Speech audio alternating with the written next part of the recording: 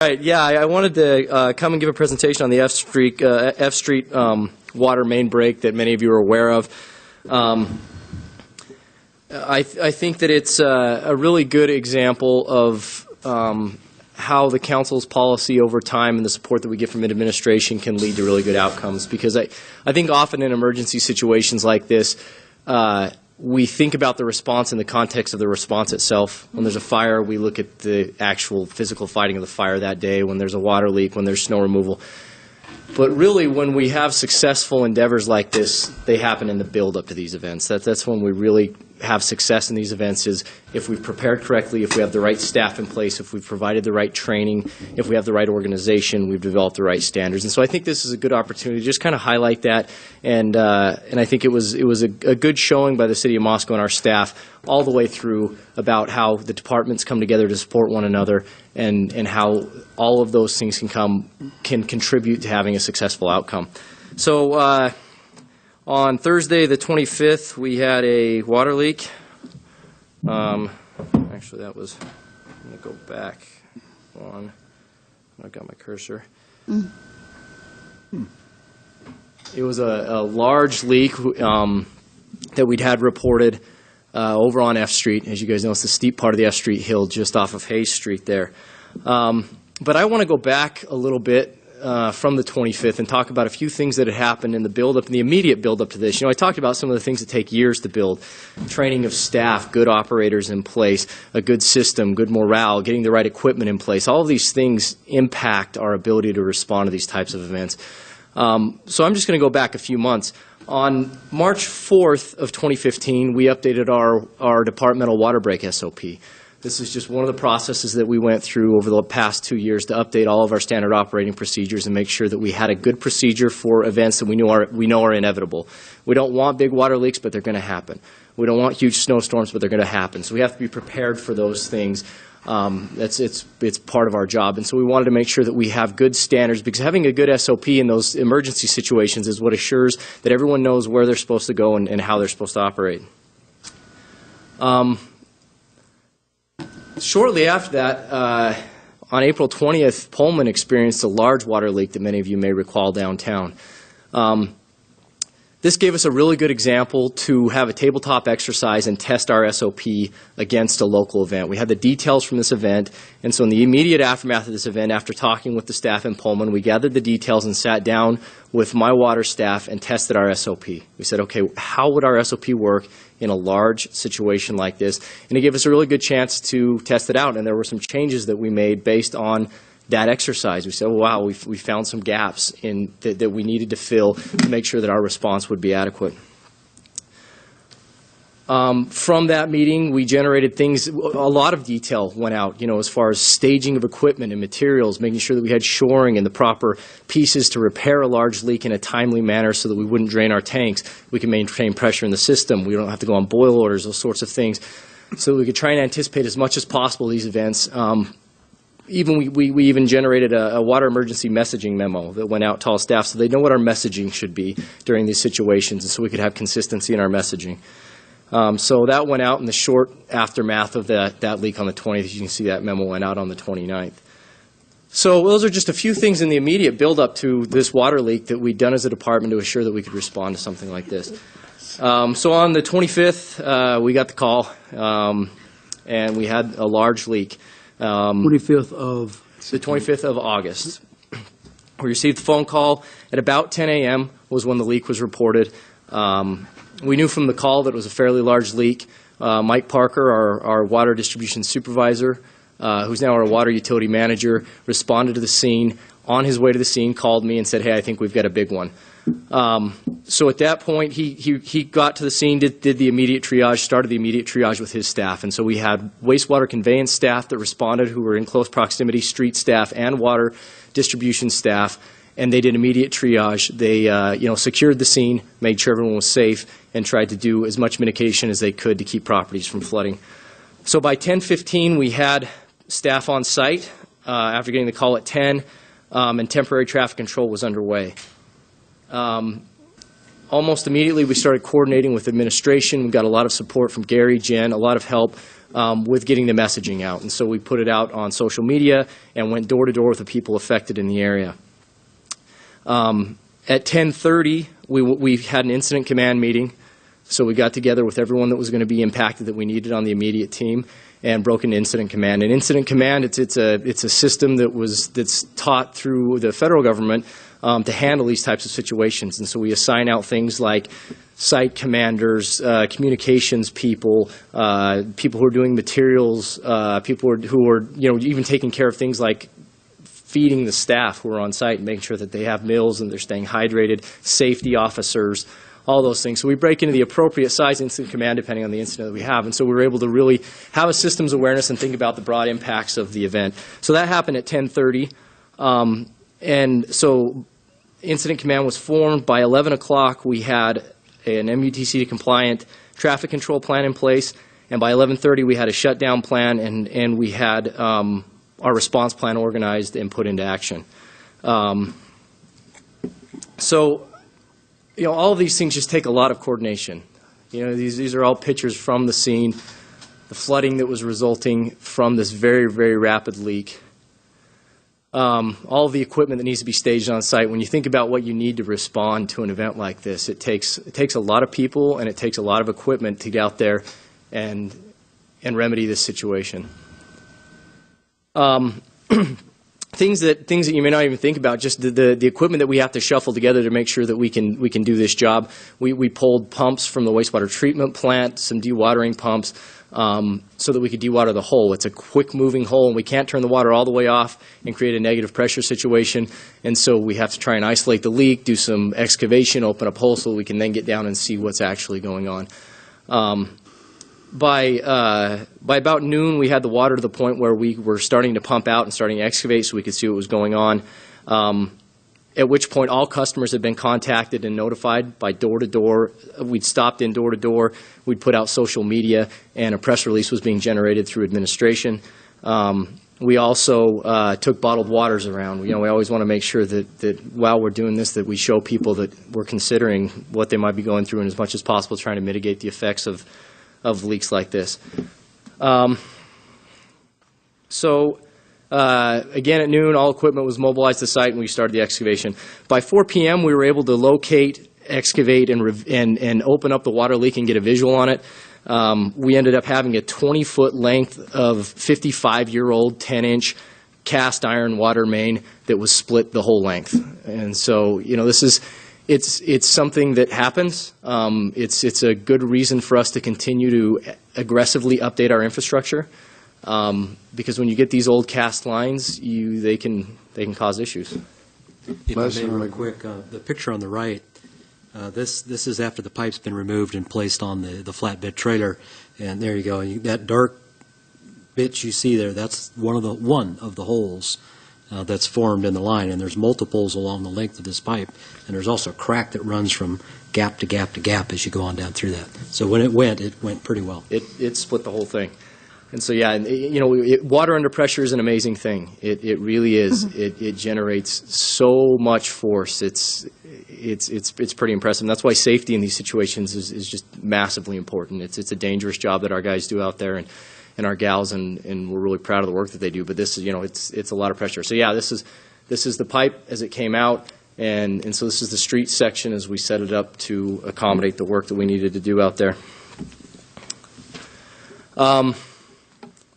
We ended up needing to excavate, since it was a 20-foot length of pipe, for the immediate triage of the event. Here's another hole here in the middle that you can see in the pipe. I mean, there were some big holes, and then there's cracks that run all the way in between. Large excavation. Our guys got it cranked down. They got the water pump down, and by 11 p.m. they had a 30-foot trench dug that was over 6 feet deep in some places. It was shored and it was prepared for pipe replacement. We have our staff's so dedicated. I mean, they don't complain. They stay out there and they just keep working, often in terrible conditions, and they're just so committed to what they do. They understand the importance of providing water for people, and they really take it seriously. And I'll tell you what, it gives me a lot of comfort. I live 3 blocks from here, and we drink this water, me and my wife and my daughters, and I am so confident having the professionals that we have being the ones taking care of our drinking water, because I know that they're going to do it and they're going to do it right. So by 11 p.m., they had that ready for replacement. They started to cut out and replace that pipe at 11 p.m. They had the patch installed by 11:45. In 45 minutes, they had it out and had the new pipe installed. By midnight, they were backfilling and flushing the pipe and sampling. The sampling is very important as we put in these new sticks of pipe. We have to make sure that we're disinfecting everything and sampling appropriately. So with that, we put out a boil recommendation. It's not a boil order at this point. It's just a recommendation until we get our samples back to show us that the water has been cleared and it's safe to Jim's drink. got a question for you. When you get splits, failure of cast pipes like that, is that due to corrosion or is that due to earth shifting causing stress on the pipe and Jim, cracking it? it can be a lot of different things. With the old cast pipe, it can be very brittle. Pressure spikes can cause it. There can be strain in the pipe. Sometimes when the pipe's laid, it's laid with more deflection, meaning there's a little more bend in the pipe. And so those areas can be more susceptible. Sometimes the soil that is backfilled in can be a more corrosive soil. We don't have terribly corrosive soils here on the Palouse. We don't deal with that a lot. Here on the hill, this pipe was under deflection. This section of pipe was under deflection, and it's an area that has a little bit higher pressure. And so I imagine that is probably two of the contributors. And then just the fact that it's a 55-year-old pipe that's in those conditions that can cause that. So by 1:30 a.m., we had water back on. So to have a 13-hour response to an event of this size from the time that we were notified to the time that water is back on is really impressive. I mean, having been through a lot of these types of leaks, I couldn't be prouder of the way the guys responded and the speed with which they responded. This was a large leak. We estimate that it was 1.3 million gallons that came out of this, and the guys responded really well. Subsequent activities, things that we have to consider in the aftermath, because once we get the trench put back, as you guys know, it's not paved out there currently, and there was a lot of work that went on after that. We're not done at this point, because one of the things I love about our department and the city and the support that we get is that we like to do things right. If we're going to fix things, we want to fix them right. And so in the aftermath of this, we had heavy involvement from a lot of people. First and foremost, our Public Works Director, Les McDonald. The morning after this leak, I had to get on a flight. I had to leave for a flight at 3 a.m., and Les really took over the response from there and just ran the thing and made sure that everything ran smooth. And having a resource like that was really, really helpful to the guys. But we ended up looking at this and saying, you know what, we really need to replace this water line, because it was brand new asphalt, and it ended up being a large section of asphalt that was damaged, as you can see in some of these pictures. Here's some pictures of the guys working through the night, getting their shoring in and out so that they can get the pipe button back together. But here's some of the asphalt pictures that you can see. It just, absolutely undermined this asphalt. And so, there was the initial work to be done that we couldn't just open the road back up because we were unsure of the structural stability of the road. And so we always have to consider that. We don't want to send a bunch of traffic back on a road and have a sinkhole underneath it and have somebody really hurt themselves. And so we had to get someone in immediately to pull the asphalt so that we could analyze what the base looked like, and then determine how much asphalt needed to be replaced. When we looked at the amount of asphalt that needed to be replaced, the last thing we want to do is put a whole bunch of new asphalt over more old cast iron pipe. Because, the worst thing we could do is put that asphalt on, have the roller get out on the asphalt, and all of a sudden spring another leak, and then we're paying for $40,000 in asphalt twice. And so that's the last thing that we want to do. And so our engineering department really stepped in at that point and did a fantastic job. They got plans put together. As you guys know, it's late August when this leak sprung. By the time we get the asphalt peeled, we're into early September. And here, north of the 45th parallel, asphalt gets harder to get as we get later in the season. And we're relatively geographically isolated. We don't have a ton of asphalt providers, and their schedules are all slammed because everybody's trying to get pavement down this time of year. And with relationships that we've built with some of the contractors in the area, they were willing to help us out and come in and do this job at a reasonable rate, to come in and relay a water line so that we have new water line under the entire patch section, the new asphalt. So we're able to get that in, get that tested, and then we're scheduled to pave tomorrow. So tomorrow it should pave back. Nice. When will that be open then? Once it paves, assuming that it does pave tomorrow, we're scheduled tomorrow. Obviously, this time of year, the weather can throw a kink in that, but we really anticipate this week. Okay. It'll pave in a day, and once it cools, we can open it, Mr. Mayor. And so it'll be really quickly after they're done paving. So, within several hours of being done paving, we'll be able to open that A couple of points I want to make to you, Tyler, and you're absolutely correct. Well, there was a ton of people involved in getting this put back together and doing the work. I was down there the morning after that, walked around and talked to neighbors and just BS'd with them and stuff. And the flyers that were put out, the door-to-door information, there was a good line of communications, and the people that lived in that area were very, very good. I mean, the only few people that I talked to afterwards were really tickled by the expedient work that the city workers did. And that was a reflection of seeing all those guys in that hole, and I'm using that generically because there's men and women involved with this, but collectively as a team, you're absolutely right, got this thing done. And that's kudos to everybody that was involved in it. So it was a big deal for us. But I think that kind of thing, you talked about the drills you went through, learning the experiences from Pullman and applying those to your guys' plan and having a little bit of a drill to learn how to do these things. Absolutely wonderful that you do that. And that's exactly what's going to happen, because you know what? This is going to be something that will happen again somewhere. We know that. Walter, did you have a question for me? Yes, sir, thank you. Your stick that split was 20 feet? Mm-hmm. So how many total feet did you end up replacing?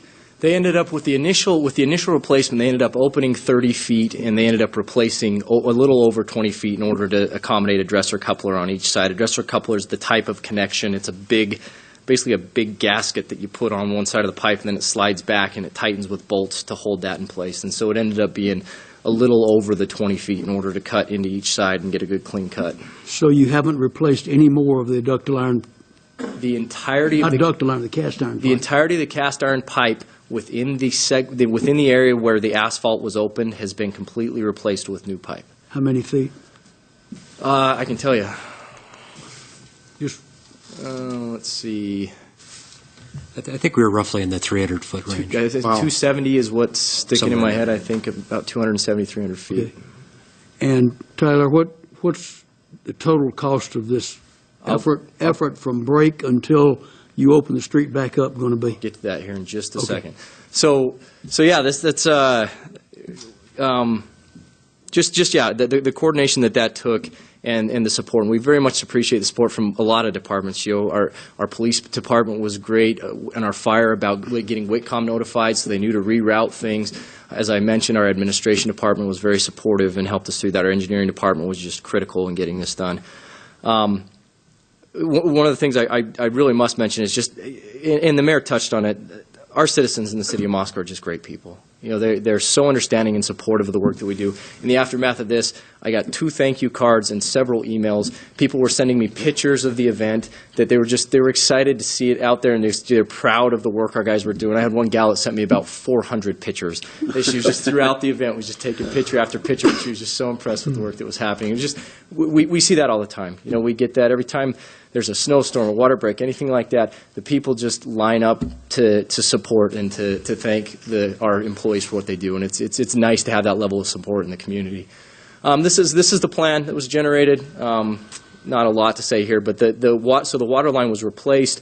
The area in gray is the area where pavement was removed, and the water line was replaced all the way from one end to the other where the pavement was removed. We also added valves that will help us better isolate this section if there are problems in the future. That's one of the things that we have a program now exercising all of our valves and checking valves so that we know which ones are working, which ones aren't, which ones, and where we need valves so that we can make sure that we can minimize the impact of these events. Because when they're really bad is when you can't get them shut off and you just continually lose water, you drain your tanks, you end up with a negative pressure situation, you go on boil orders. That's when it gets really bad. And so luckily we were able to avoid any of that.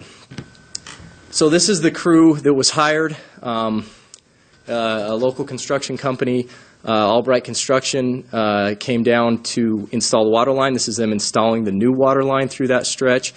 And then to touch on Walter's question, so the initial brake repair costs, when we count in the staff time, and this is a rough estimate. We didn't pull everybody's exact hours at their exact hourly rate, but an estimate is about $15,000 in staff time and equipment costs. We pull the equipment cost from the FEMA rates. FEMA establishes a rate for different types of equipment per hour. And then the parts and supplies for the initial repair were about $3,500. And so we were about $19,000 into that initial repair that was completed in that first 12 hours to get the water back on. In the follow-up replacement for the replacement water line, the water line replacement itself, the water line associated costs were $39,856, and then to repair the street, to replace the road base, and then the paving is going to be, that work obviously hasn't been completed yet. These are the anticipated costs that we have based on the bid, $42,632 for a total of about $82,488. I had a question for you. When you were talking through everything, you were talking about paving, and you're like 40,000. You kind of threw that like as an easy number. Did that number for you have to do with an unusual amount of paving, or what it costs to do a paving of a street? Like you were like, that's kind of a usual. It varies based on size of job, time of year, immediacy that you need people in with. This number is pretty common for what we see for smaller patching type paving like this. It's not way out of line, especially for late in the year, we need you here now type numbers. And so the 40,000 was based on this number. We had this number already, and then that number lined up fairly well with what we'd anticipate for this time of year. Thanks. So that's all I have other than this. This is you look at all the people that were directly involved in making a repair like that happen. And these are all, committed City of Moscow employees that without any one of these people, it doesn't happen. And that coordination and that preparation, and then just having the morale and the people that want to work together, come together to make this happen, is what leads to a successful outcome like we had. That's why it takes an army and a team, Tyler. Good job. So with that, I'll answer any questions you might have about this. Jen? Just a quick comment. We mentioned this afternoon or this evening that we didn't have a staff recognition piece, and I think this speaks volumes about staff recognition in the city. Their communication efforts and everything that went into this particular project are great examples of the wonderful people we have working for us. And so it's tremendous to see all these faces here because guaranteed this was a real success story in the face of a bit of a crisis, and it came off really well. So appreciation for all those folks that helped out. Absolutely. Kudos. Thank you, Tyler, very much. Thank you. Good job.